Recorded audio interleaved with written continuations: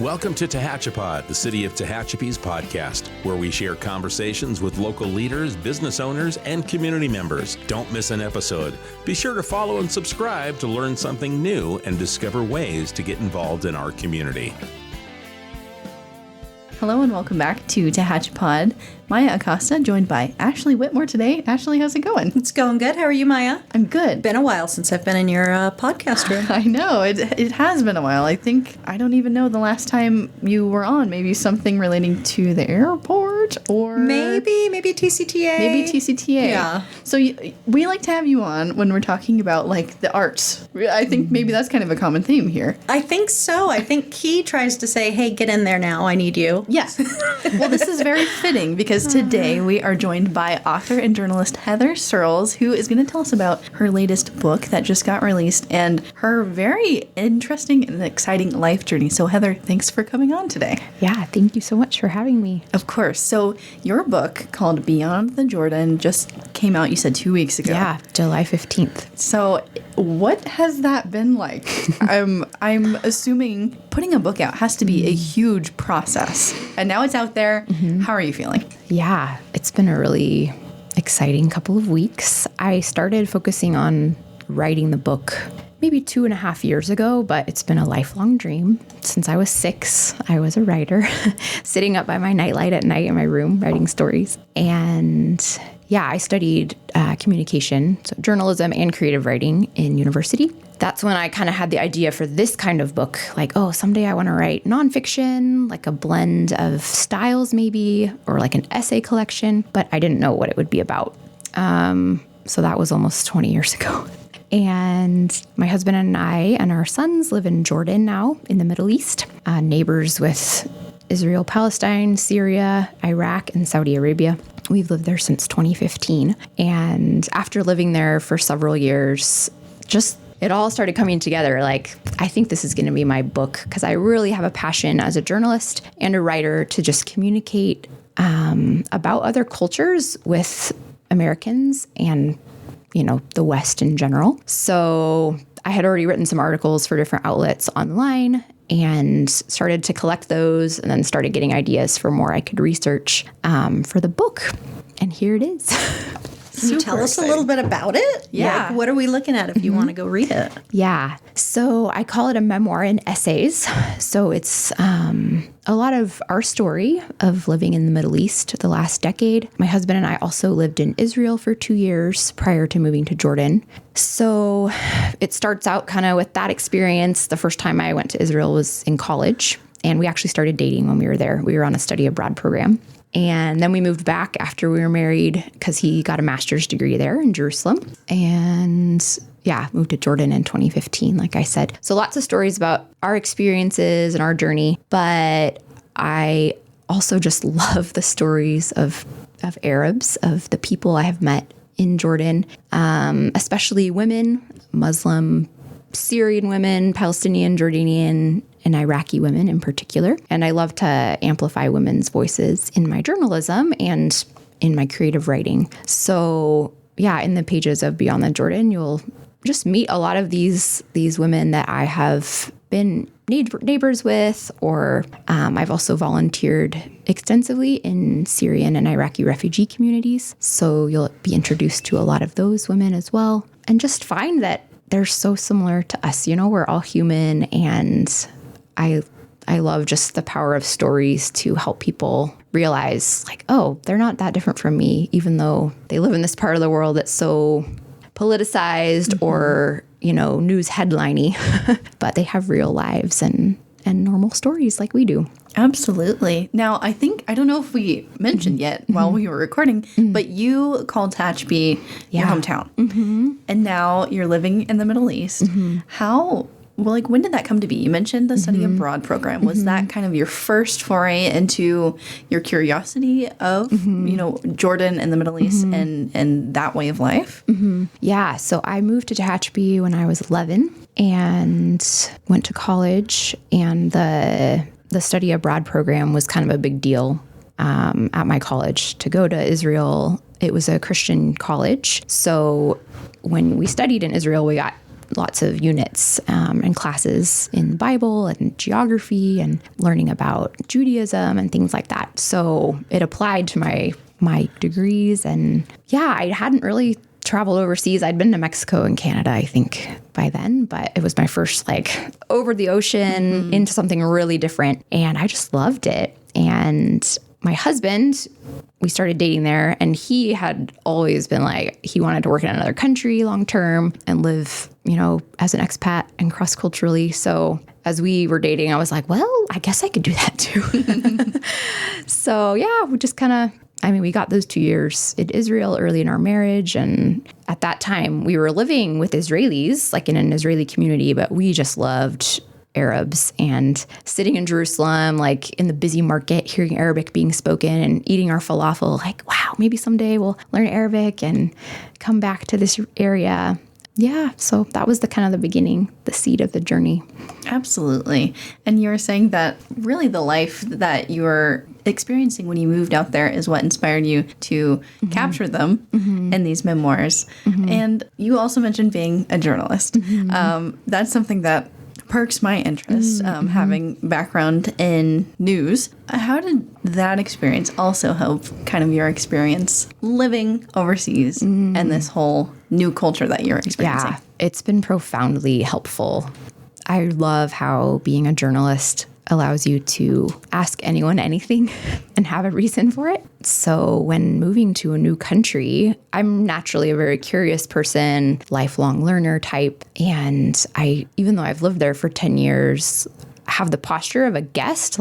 I'm a guest in this place and there's always new things to learn. So I, in the book, used my journalism title as an excuse to travel all over the country and talk to Bedouin women. So, the real Jordanians who used to live in tents and be shepherds. Now most of them have settled in houses, but I was wanting to meet them and learn what is Jordanian identity, and weaving is a really big part of their culture. So yeah, I went around saying I was a journalist, but getting to meet these women and learn about their heritage and about weaving. There's another chapter in there about Palestinians and what's the story of Palestinians. I think as Americans, we often hear a bit more about Israelis and their story. So I was curious, what can I learn about Palestinians? And I learned about them through their embroidery. So again, that gave me an excuse to go to a refugee camp in Jordan and meet women there and just interview and ask anyone anything. Wow. So it's been a huge part of my learning, and I continue to, just every week, I could write an article about that. And my kids tease me, Mom, you always have new ideas. So I know this is both your memoirs and those of other women. Can you share with us maybe one that was the most impactful for you that you have written in here, so people have an idea? Yeah, let me have a look at the table of contents real quick so that I can think. Yeah, I think the Syrian women. So in chapter 12, I spent 2 concentrated years volunteering in Syrian refugee communities with an NGO, and we were on a home visit team, so going into people's homes on a weekly basis and just checking up on them, do they have physical needs? How are they doing emotionally, psychologically with the trauma they faced? Yeah, so I met so many families that way, and there's not any one story that stands out, but I think overall, just a sense of the resilience of human beings, which carries over cultures and countries. But seeing Syrian women and all that they went through, the civil war in their country and being displaced to Jordan, and then the poverty they faced as refugees in Jordan. And yet they continue to have joy. They continue to be so generous. Arabs are such generous people. So you'll go into a refugee's home and be served at the least a cup of tea, probably followed by a cup of coffee, because that's the way they do things. You have both. So you leave extremely caffeinated. Yeah. And just there's such warmness in the culture. So I love seeing that. And I've seen that, with Iraqi refugees as well, with Palestinians, even though our country has been involved in many wars in the region, they never blame it on me or get mad at me for being American. They're just like, welcome to our home, sharing their life and what they have, and continuing to be able to extend hospitality and extend love in spite of the trauma they've faced. And yeah, I just see that over and over. And it's such a beautiful trait of humanity that we are able to do that. I think these memoirs could be extremely impactful for people to read, because I'm sitting here thinking, I don't know enough about the Middle East to, have an educated opinion or idea of what those lives and cultures are like. It's so vast, even amongst these, different regions. And as you said, that area of the world is so highly politicized, and you really only ever see readily available to the, American public, just kind of negative headlines of like wars and famine and poverty, and it's hard to know how to dive into the reality of these people's worlds, right? How do you think that your memoirs kind of help bridge that gap of maybe misunderstanding, or I don't know if misinformation is the right word, but just to provide a better outlook on what these different cultures and lives are like in the Middle East? Yeah, I think because I entered from ground zero too, and I share that in the book, especially in the first quarter, the first part. I'm taking the reader on the journey with me. Like when this was all new for me too, I'm not presenting myself as an expert or something. And I explain how hard it was to learn Arabic. And I went through a really intense season of mental health problems after living there for the first year and a half. And so I'm just pretty vulnerable about my story and the challenges of adapting to a new culture, while at the same time showing the positive things. And just taking the reader along on the journey. Like, hey, I started out my journey in the Middle East in Israel and in Jewish communities and with Israelis. So I learned that side of the story. And then I move here and suddenly I'm surrounded by, like, my neighbor downstairs is from Gaza. Like, how do I hold both these narratives? And if I truly am a person who wants peace, like, how do I deal with that on a personal level before I can become a person who makes peace? So I hope, and I've heard in the last couple weeks even, people feeling like they have this sense of being carried along that path with me and learning along the way. That's really impressive to hear. And you were saying that these cultures are extremely warm and opening, and I'm curious to learn a little bit more. You mentioned the weaving and embroidery.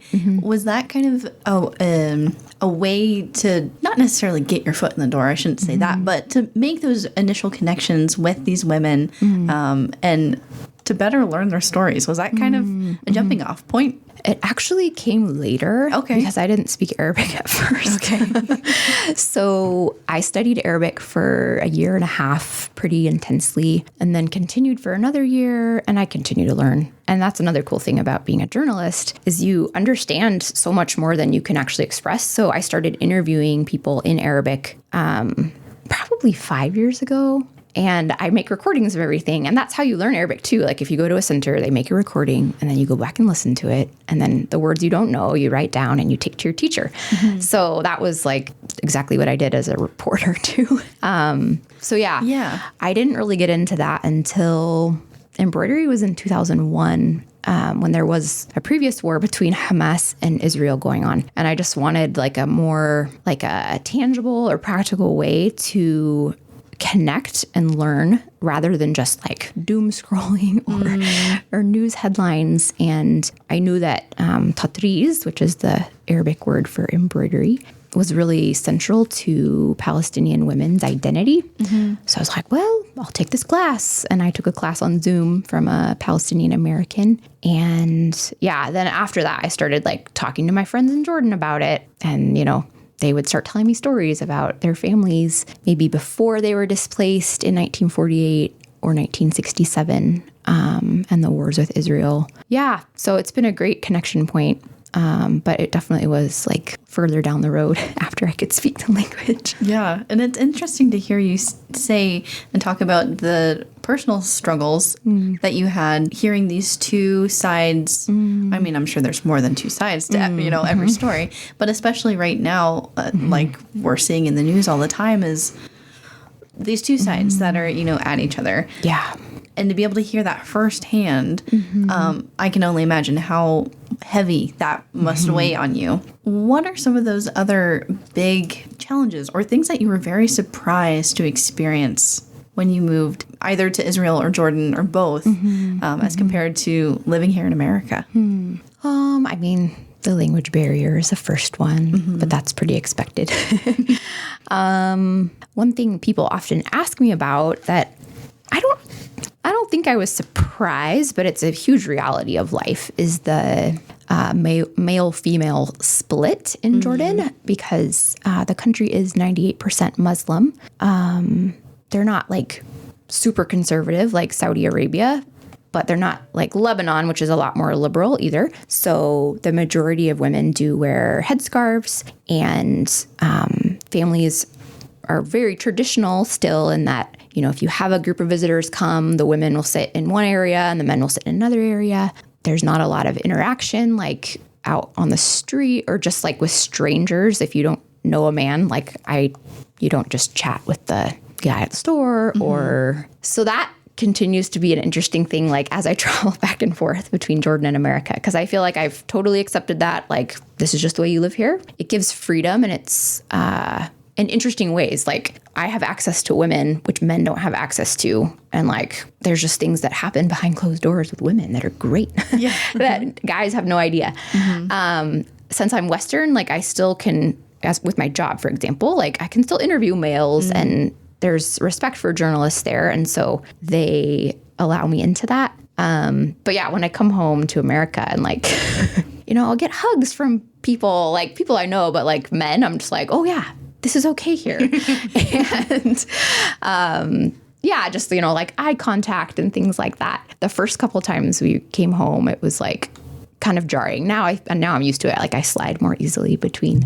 Was it hard for you to get used to over there initially? I think I was nervous at first, so I was a little too guarded. And so it helped me when I would go out with my Jordanian friends to see like, what can you do? And like, how stark are the boundaries between genders? So I don't know. Like, it was good to be with them. Sometimes I've been surprised, like, oh, I can be a little more free. Like, I don't have to be so uptight. Yeah. Is it in a way that you would say, like, majorly changes your way that you would go about your day-to-day life, the differences in that aspect of the culture?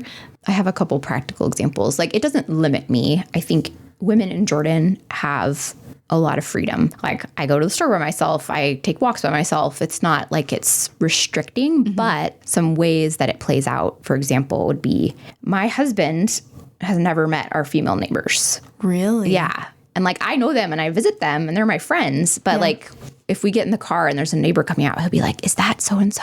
I'm like, yeah, or no, that's not that person. Oh, wow. And I've never met really like officially, like I wouldn't shake hands with my male neighbors even. So that's one practical way.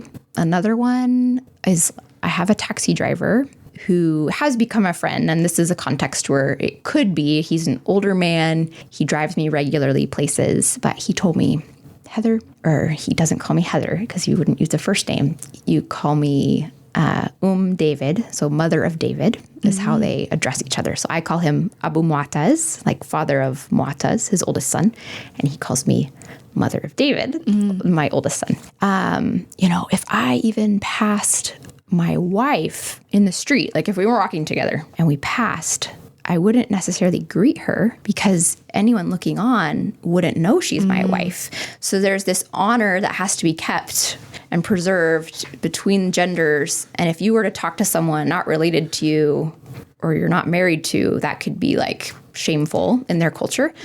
So yeah, it's really, those kinds of things are like in my head all the time when I'm outside. Like, oh, if I see someone I know who's my neighbor, maybe I shouldn't even say hi. But if it's a woman, I can. That's super interesting. Yeah. And you have 2 kids. What's that been like? They've lived most of their lives in Jordan, correct? What's that been like? Yeah. David was 2 when we moved there, and Adam was born there before COVID.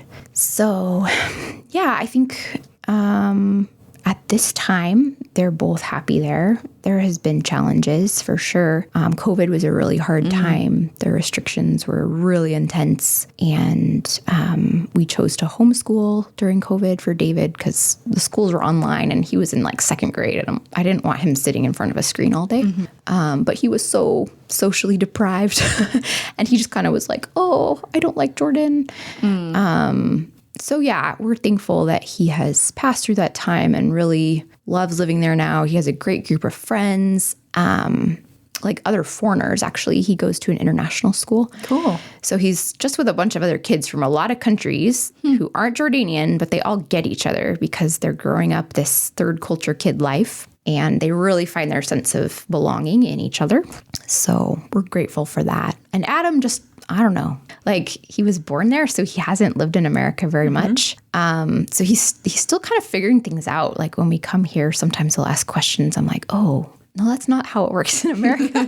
Yeah. But he has no context. Culturally, he's more Jordanian then. Yeah, maybe. But he still doesn't speak Arabic either. Like, it's kind of weird. Like, we thought our kids would maybe be fluent or speak more than us, but it's such a hard language that unless you're just surrounded and you have lots of local friends, it's really hard to adjust. And we've kind of let that go, you know, like let them be kids. If they want to be kids, friends with Americans, like they don't have to speak Arabic. It's fine. Yeah. What are some of those experiences like coming back to the States after, you know, extended stays in the Middle East? You mentioned some of the kind of gender differences, but are there any other things that you know, are like, oh yeah, I forgot about this, you know, growing up here in America? Yeah. I enjoy wearing shorts and sleeveless things. Yeah, that's always great because I wear long everything there. A funny thing that I think is pretty across the board for all kids growing up out of America is they come here and drinking fountains are just a novelty to them because we don't have drinking fountains in Jordan. And I've heard from a lot of people like most countries don't have them. So even we were at Sequoia National Park yesterday with my parents and there was a drinking fountain and Adam just had to use the drinking fountain, but he doesn't really know how. It's so cute. He's like, you know, he's like pushing and like it shoots over and then he's trying to drink. I'm like, honey, let me help you. So yeah, those are the kind of silly things. I think America has changed a lot in the years we've been gone.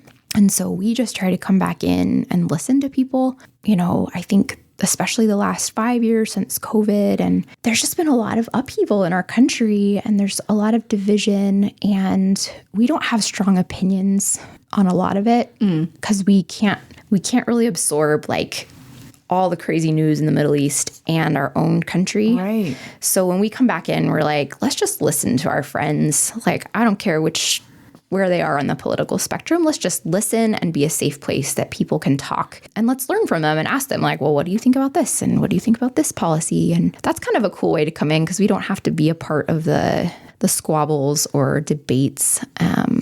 Yeah, and we can just listen to people. And I think people like that because it's hard to find. Right. Kind of almost unbiased in a way where you get a general sense of what's happening. But is that challenging to be in Jordan and know you still have family here in the States, right? Yeah. So to know potentially that they could be impacted by new laws or whatever is going on, you know, here in the States that aren't always looking the most positive. Yeah, my parents are here in Tehachapi still. I think, you know, it is hard to keep up on, you know, just those day-to-day changes or how things are affecting them when our experience is so different in another place. So I don't think that's been like a focus of when we return. Like, and yeah, I always know like they're fine. Yeah. And you had mentioned before we started recording that you have some snippets in your book that compare Tehachapi to Jordan. Do you care to share any of those? Yeah, And I would like to read. So one of the chapters, it's chapter 7, Into the Rugged Unknown. I grew up here and, you know, the shepherd in Tehachapi, there's like I don't know if he's still around, but so I moved here when I was 11. There was a shepherd always with this huge flock of sheep and he would pop up in different parts of town in different empty lots. And my parents live up against the mountain, so maybe we saw him more than people living down here. So I don't know. I've always been interested in shepherding. And we had 2 goats when we were little. And my sisters and I would like pretend to be shepherd girls and herd them around our property. And so my sister thought I was kind of funny when I was like, I'm going to go spend a day with a shepherd in Jordan. And she was like, are you crazy? Like, we did that when we were little. But I got this opportunity, to spend a day with a Bedouin shepherd in the wilderness in southern Jordan, so kind of near Petra. And I just felt this, looking at the mountains in particular, really just brought this part of the book to mind. Okay, so first I'm comparing the mountains in Israel and in Jerusalem to California. So it goes like this. They are so different from the California hills, descending from my mountain town to the city below. Those hills that are close to my heart, unrivaled in my mind, gentle, soft, and yellow, dotted with sleepy-looking oaks, their ridges unfolding like heavy blankets settling in the wind. Those were the mountains of my teenage memory of drives to Costco and ballet class. But those wilderness mountains in Israel were in a category of their own, their rough majesty like a knife cleaving my childhood and adult consciousnesses. I saw the Bedouin working in the sharply cut wadis and wondered about their life in tents. Curiosity burned in me. I couldn't take my eyes off their encampments. When we moved to Jordan, I found its wilderness even more grand than that of Israel. The cliffs of Moab and Edom were cocoa, smoke, and thunder clouds. Light and shadow imprinted them with so much detail, it was almost too much for my eyes to take in. Clumps of palm nestled among these rocks, not gangly, naked to the head Southern California palms, but misty, feathery green ones with sprays of balah, unripe orange dates peeking out. Those are some like physical geography comparisons. And there's others, like the climate in Amman is so similar to Tehachapi. Really? Like, we'll call my parents and very often we'll be having like the same weather forecast. Like even the rain, like, oh, it's raining here. It's raining here too. Or like the temperature. And it's because Amman is like 3,000 feet. So it's kind of a high desert climate as well. There's like hotter parts in most of the country, but a lot of the population is up on this like 3,000 foot ridge. So yeah, even the plants, and I love plants. I worked at Mountain Gardens Nursery in college here in town and learned so much about plants while working there.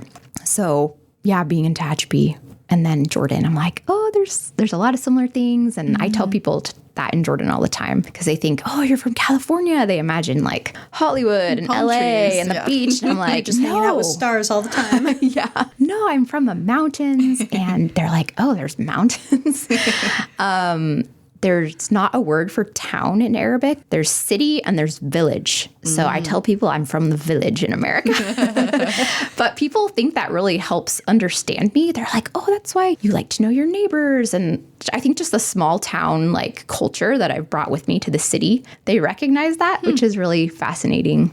What a vivid picture, though, you paint just in that passage. So, it's very interesting to hear and makes you feel like you're there. It does. Thank you. And I really love, I was talking to you earlier before we started recording, the artwork that you have on the cover of your book and some inside the book as well. Can you tell us a little bit about these birds? And are these plants that you see in Jordan or are they in California?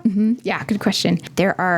There's the cover, which is in color, and then there's 4 interior drawings done by a friend who is an artist but lived in Jordan for a time. Yeah, so the cover is olive branches.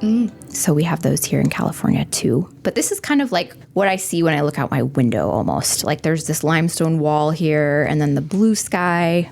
So much sun in Jordan like California. This on the left is called a laughing dove, which is like the Middle Eastern cousin of the mourning dove that we have in California. And then this is the bulbul, which is a nightingale, I think in English, which is what Arabs will compare your Arabic to. Like if you speak well, they'll say, oh, you speak like a bulbul, like a nightingale.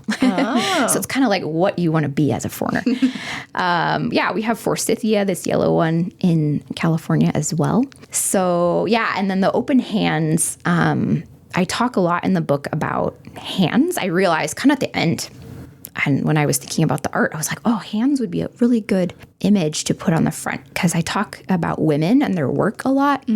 There's a chapter about weaving. There's about embroidery. There's about being a mom.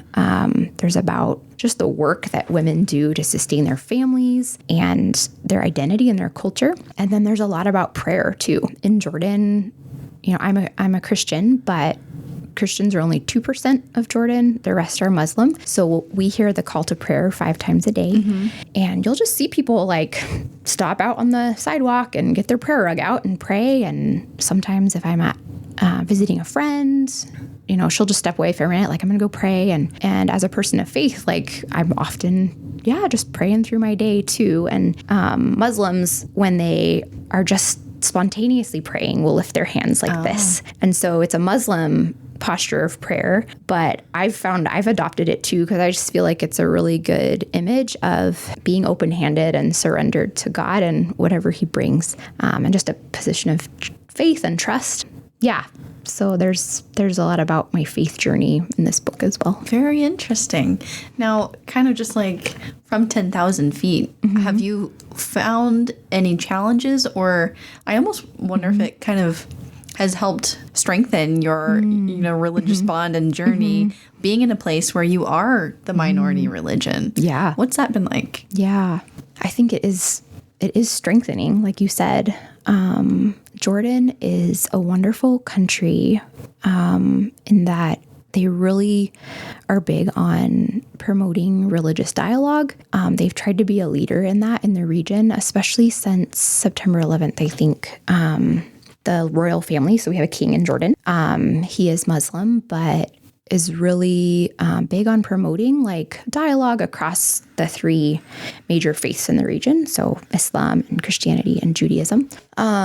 So yeah, even though Christians are a minority, there's a lot of respect, and like just the coexistent idea is prominent. And so I've never felt like scared of being a Christian or being different.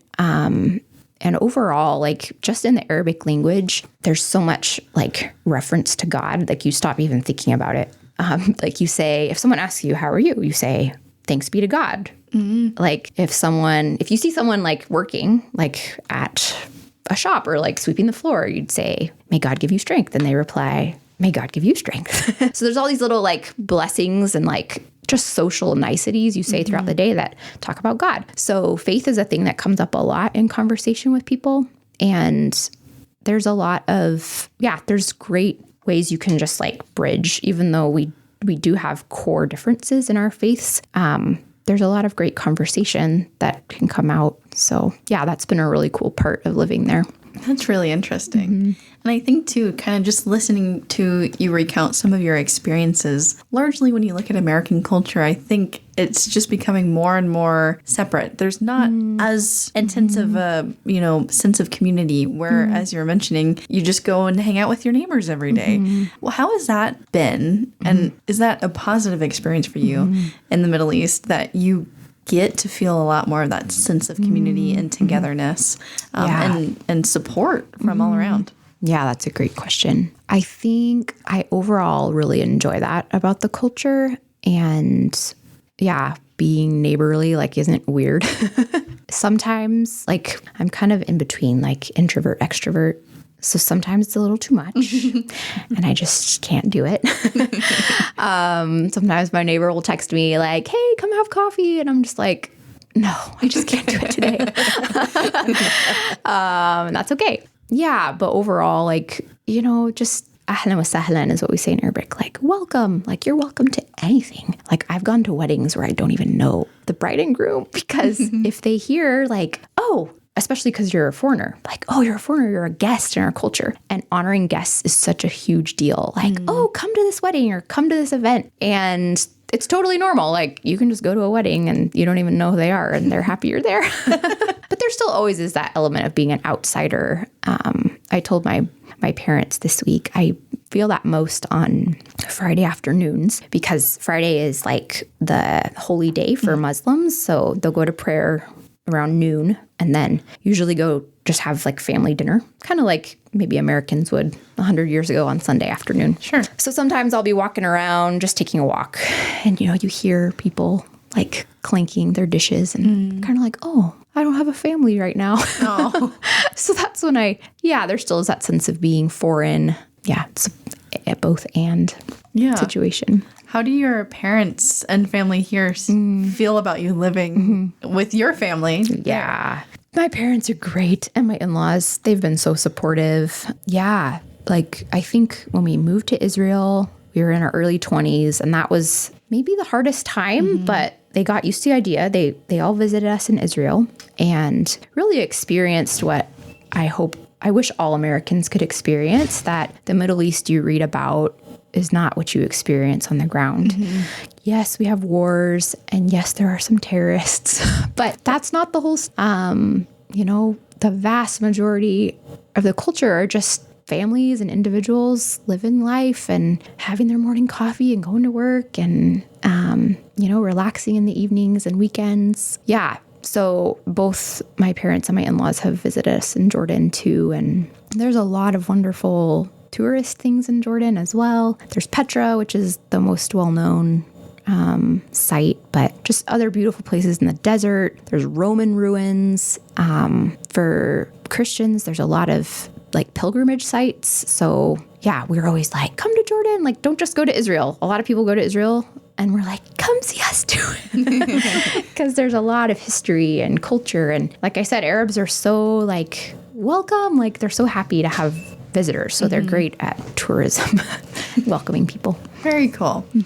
I'm sure the amount of history, as you're saying, that is there is just mind-blowing. The age of these communities too, right? It's just probably hard to just wrap your mind around. Yeah. Amman, the parts that we live in now are fairly new. Like there wasn't much there until the 1920s. Okay. But like before that, like there was Ottoman and Romans, and there's like this archaeological site in the middle of the city that there's like a Bible story connected to it.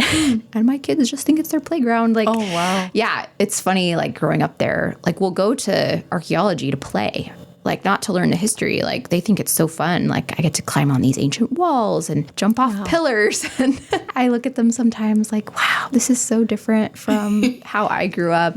And they don't, someday they'll realize like how rich it was to grow up in a place like that. Absolutely. Oh, that's really cool. Now, with your book, what do you hope that people get out of reading your book? I think two things. The first, I've taken time. Like I think Tehachapi, growing up here in the high desert, I really didn't appreciate the desert. I didn't really like it. But living in Jordan, I've chosen to like the desert and learn to find the beauty there, because you kind of have to. Like, it's a hard place to live at times. And I don't mean just the physical desert, but like the economic desert. Like I see that in a lot of my friends' lives, living in poverty as refugees, like spiritual, psychological desert, like just living as a foreigner, like in periods of loneliness or isolation. But I've really had God meet me in those places and encountered him and grown in my spiritual walk. And so I want people to be, just kind of like experience that through my story and see how they can also experience that like desert places, whether literal or metaphorical, don't have to be like, they don't have to kill you or they don't have to be places of depletion. Like they can be places where you encounter God. Yeah. And then the other thing for sure is just introducing Westerners to Arabs and kind of blowing people's stereotypes out of the water. That's what I'm passionate about in my journalism, just telling stories that are really personal and allowing people to meet real people, like beyond the politics. And I think in the West, there are so many stereotypes that are unfortunate about Arabs and Muslims. There's a lot of fear and suspicion.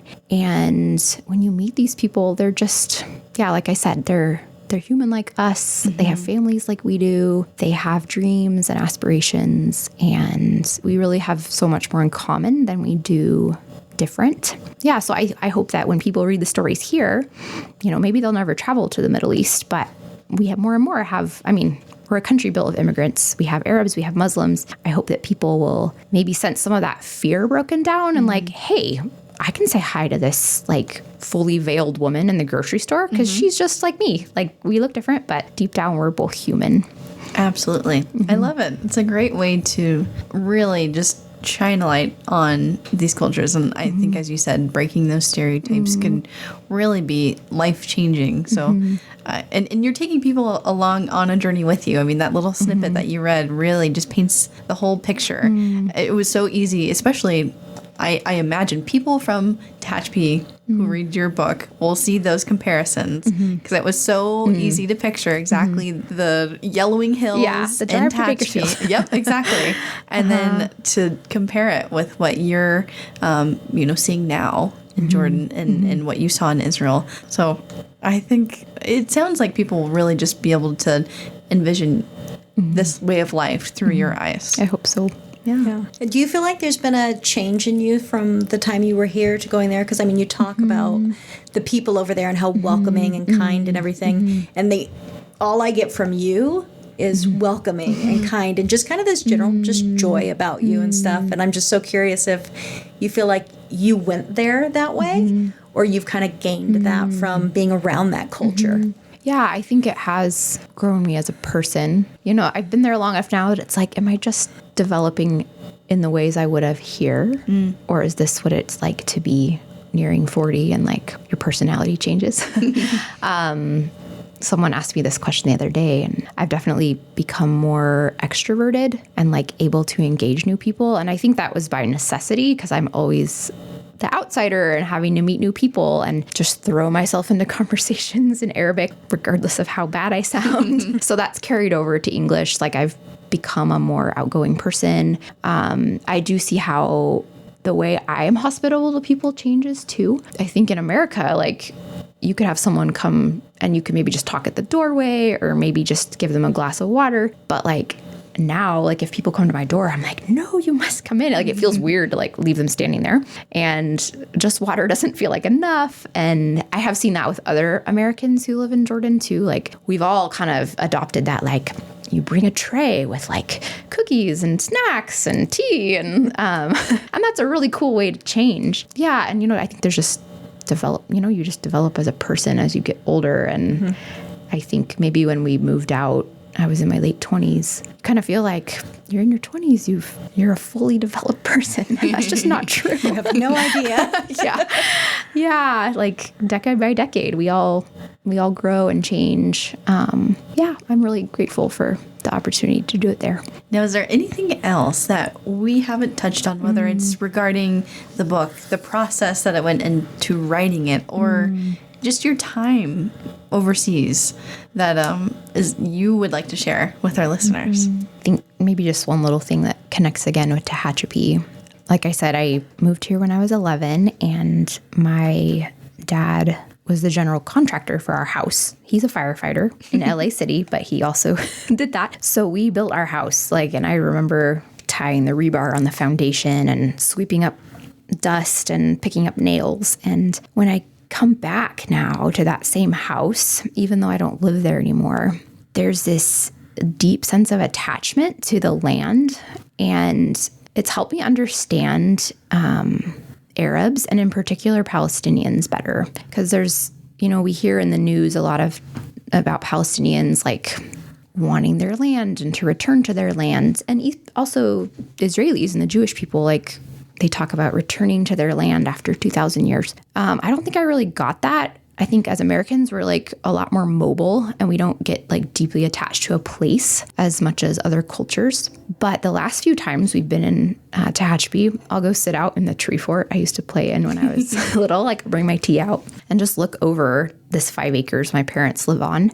And like, wow, I have a memory there. Like that's where there was this spring, that El Nino year. And this is where my sisters and I like built mud huts and we picked up acorns here. And just that, my parents taught me like about all the birds' names and the plants. And I see that in my work now. Like I put birds and plants on the cover of my book, and I'm doing that same thing in Jordan. So I'm learning to appreciate that more. Like, yeah, I'm really grateful for this community to keep coming back to, and learning like how my attachment and love for this place has helped me learn to love and attach to a new place, and hopefully help my kids to do that in a new country.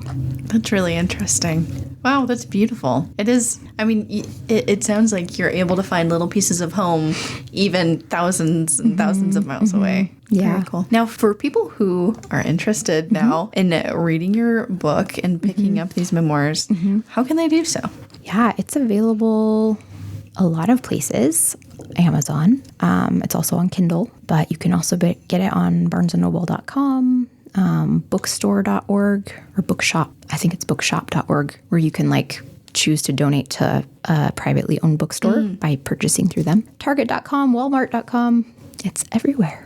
Very cool. Yeah. And to connect with you, do you have any social media or website? Yeah.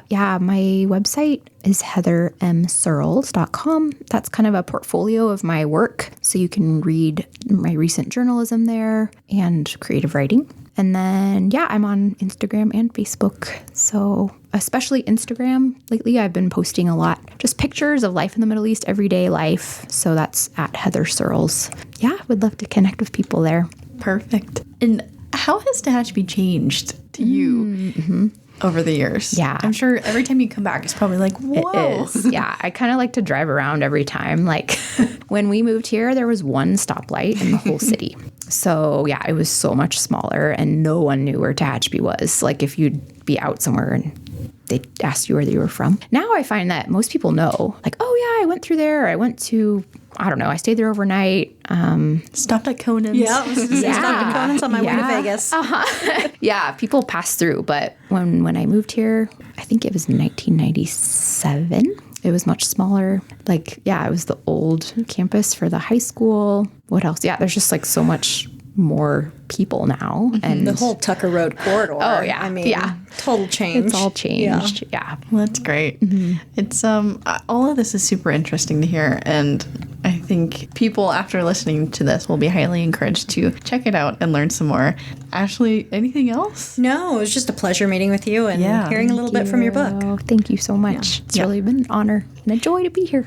Yes, thank you so much for coming in. Yeah. And I know you're here for a little while. Yeah, we're here for maybe 10 more days. Okay. Well, we're glad that you could fit us in on Yeah, your trip for back sure. here and tell us your story, because Yeah. it is really interesting. I think really valuable for folks. So thank you. Thank you for the opportunity. Of course. And to anybody listening, if you have questions or comments for Heather, you can email them to us and we can get them to Heather. You can email us media@tehachapicityhall.com. But otherwise, thanks for tuning in, and we'll catch you back here next time on Tehachapod. You've been listening to Tehachapod. If you have a question, a thought, or a suggestion, email media@tehachapicityhall.com. We'll catch you again soon, right here on Tehachapod.